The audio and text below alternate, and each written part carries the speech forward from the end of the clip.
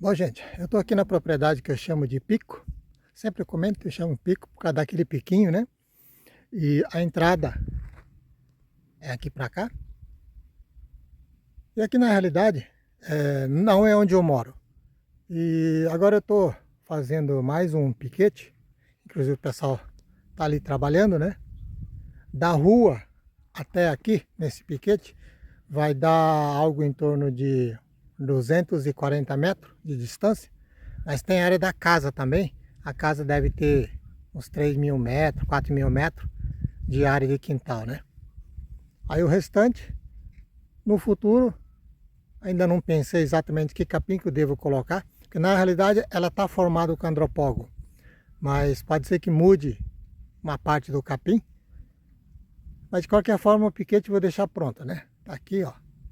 Eu creio que só hoje eles já furaram, colocaram as estacas no local, estão firmando ali pelo jeito. Diz eles que a previsão é de 2 dias, né? Se não for 2 dias, 2 dias e meio. Ó. No fundo dessa propriedade, tem gente que já esteve presente aqui, alguns inscritos do canal. Bem no fundo, eu tenho uma formação de braquiária, que eu fiz o piquete começo desse ano, o piquete, mas o plantio da braquiária fiz no final do ano passado, né? Finalzinho de outubro.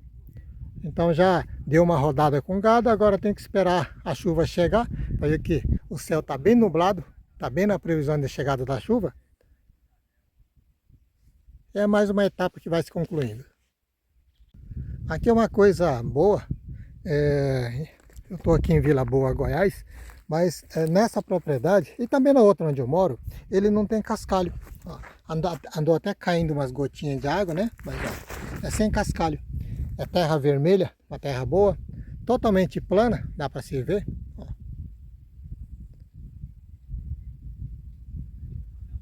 É que o custo maior, depois de feito o piquete, é que vai somando, né? Então você tem que somar as estacas. As estacas eu tirei da minha propriedade. O arame já tinha guardado. E o custo maior, normalmente, é na formação do capim. Que você tem que gradear 1, 2 vezes. Talvez jogar calcário, às vezes não precisa, né? Dependendo do tipo de capim e a variedade, que já são tolerantes, né? Resistente à terra ácida, terra sem adubação, às vezes ela vai bem, né? Quer dizer, na realidade é assim, né? Se você colocar um calcário, uma adubação, vai ser melhor com certeza, né? Mas assim, tem o detalhe do custo-benefício. Às vezes você quer fazer o melhor possível, o mais barato, né? Então, nesse equilíbrio, o custo maior está comprar semente, gradear, essa logística toda, né? Se bem que vai somando o piquete, assim vai para frente. Ó. Tem uma paisagem de serra muito bonita no fundo. Ó. Quando adquiri essa propriedade, uma das coisas, entre várias coisas, né, que chamou a atenção foi essa paisagem. Tem uma paisagem aqui, eu vou dar um zoom aqui na serra. Ó.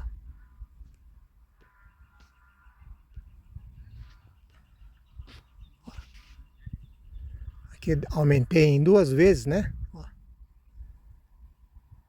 É uma sucupira. Essa aqui é uma árvore sucupira gigante, já grande. Ó. E é rodeado por serra. Essas serras, uma boa parte, ela faz parte da reserva ambiental, APP. Quando foram desmembrados, as chácaras foram criadas, os APP estão lá. Então, normalmente, toda a propriedade com área disponível, ela está pronta para ser trabalhada integralmente. Ontem eu tive a tardezinha aqui, né? O pessoal estava fazendo a cerca do piquete. Eu achei que eles fossem terminar agora à tarde, mas na verdade, na hora do almoço, eles já me avisaram que já concluiu. Então eu vou mostrar aqui como é que ficou. Eu vim desse lado, a rua, o corredor que nós chamamos, tá para esse lado. Até aqui, mais ou menos na passada, está dando seus 240, 233 metros, até aqui nesse piquete. Lá no fundo, como eu disse, eu tenho mais um piquete, exatamente no outro extremo da terra, da propriedade, né? já concluíram. Ó, mesmo que tenha madeira, tem algumas madeiras, algumas estacas meio tortinhas, né?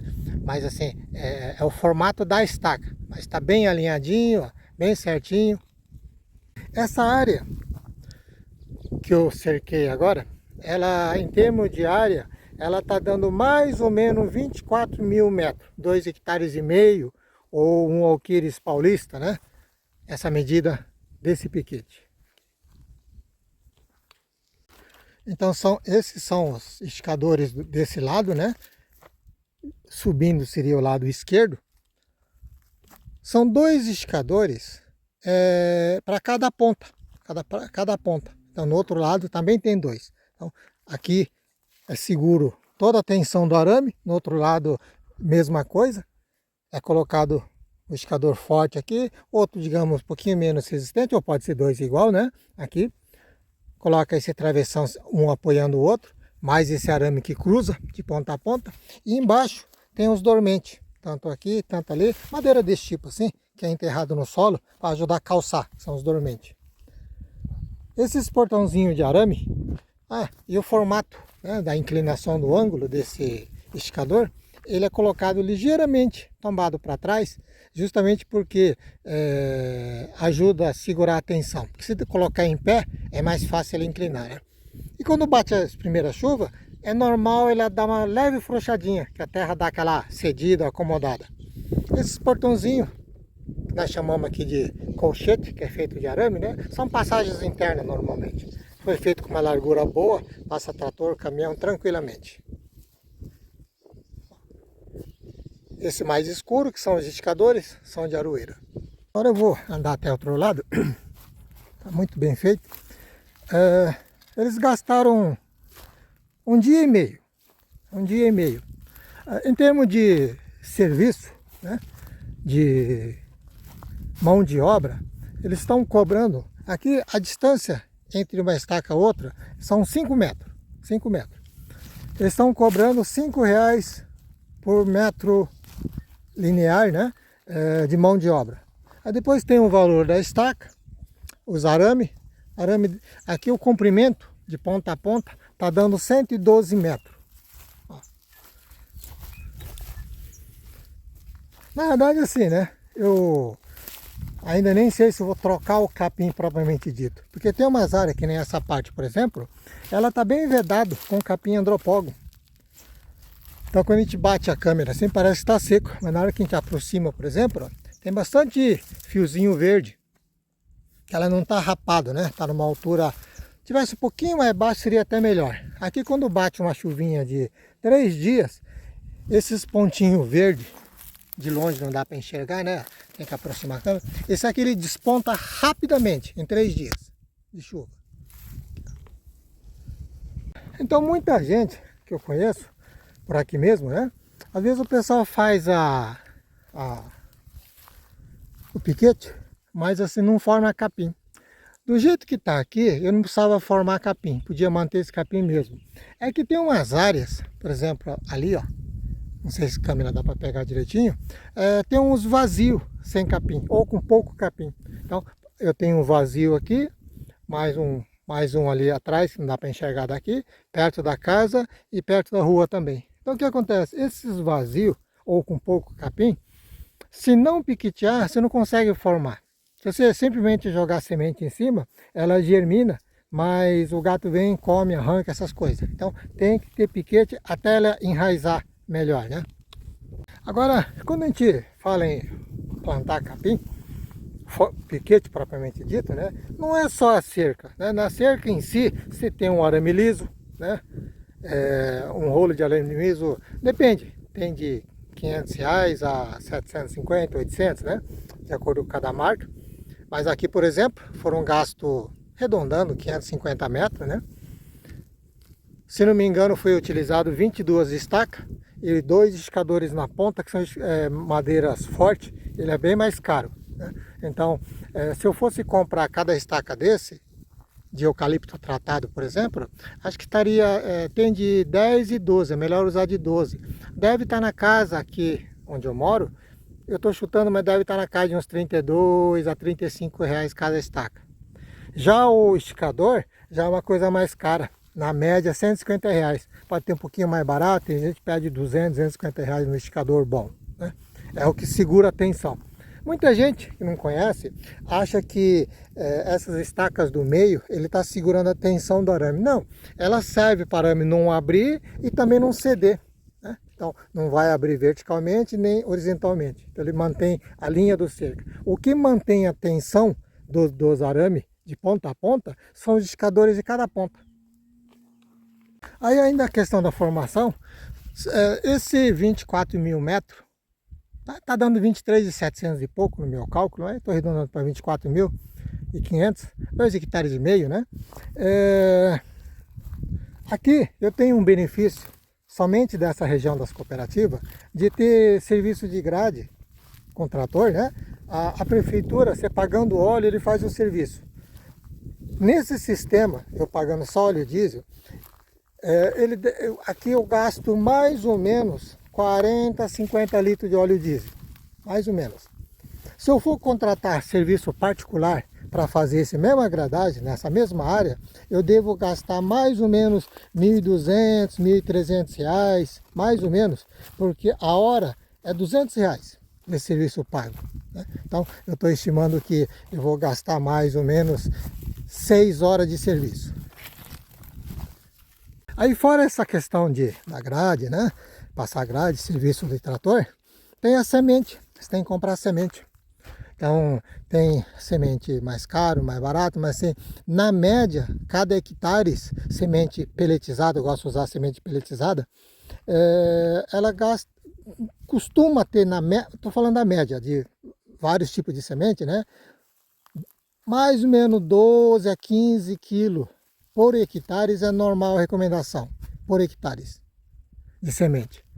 Então, se for, nesse caso, 2 hectares e meio, se for 15 quilos, daí 40, 45 quilos de semente. Estou arredondando os números, mais ou menos. Aí multiplica pela variedade da semente, né? Agora, depois disso, tem a questão de, na hora que você sementeia, se plantar, olha os andropógos, tudo com miolinho verde. Se plantar, por exemplo, família dos pânicos, tipo mombaça, azul, essas coisas, ela germina rápida e cresce rápido. Então ervas daninhas não tem vez. Agora, se plantar, por exemplo, braquiária, ela demora um pouco mais para germinar e demora um pouco para crescer. Então as ervas daninhas germina junto e cresce junto. E em determinado momento ele ultrapassa. Aí o que acontece? Tem que entrar com herbicida para combater esses herbicidas seletivos, né? Para combater essas folhas largas normalmente. Então, dependendo da variação que você coloca, às vezes o custo aumenta. Não se trata da questão de escolha do capim, né? Mas assim, dependendo da variedade, a reação na prática, o que acontece, tem diferença. Cheguei aqui na outra ponta.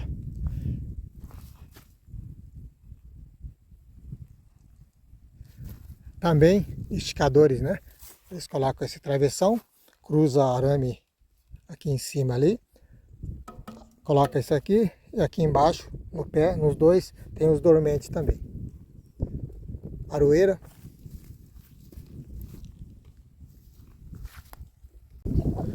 Eu fiz o piquete para quando decidir renovar uma parte, ou total, ela já está pronta, né? Então qualquer coisinha é só fechar. Só que fora isso que comentei, né? Fui andando e comentando, tem a questão da água. Então, quando você piqueteia, que você isola uma área, por exemplo, o bebedouro dessa propriedade, tem um tanque que reserva água, armazena a água da chuva no extremo fundo da propriedade, só na época de chuva, né? Então, vai de dezembro até maio aproximadamente. E na outra ponta, junto com a estrada, tem um caixa d'água que abastece o bebedouro, né?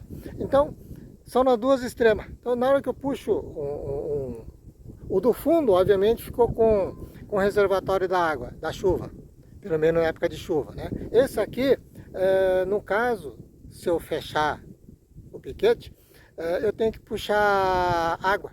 Então, é mais um custo. Você tem pelo menos uma caixa d'água e mangueira. Algo em torno de 250 metros de mangueira, pelo menos. E a mangueira você não pode deixar exposto no sol, que ele resseca, rapidamente estraga. Gado também pisa, essas coisas todas, né? Então você tem que enterrar. E para enterrar a mangueira não é tão simples também. Então vai demandando assim custo, né, de material e mão de obra também. Quando a gente fala também em formar uma pastagem nova, jogar semente nova, eu não posso jogar, vamos supor que eu tenho 6 meses de chuva, jogar faltando 2 meses no final da estação de chuva, preparar para jogar semente, né? Sementear. Por quê?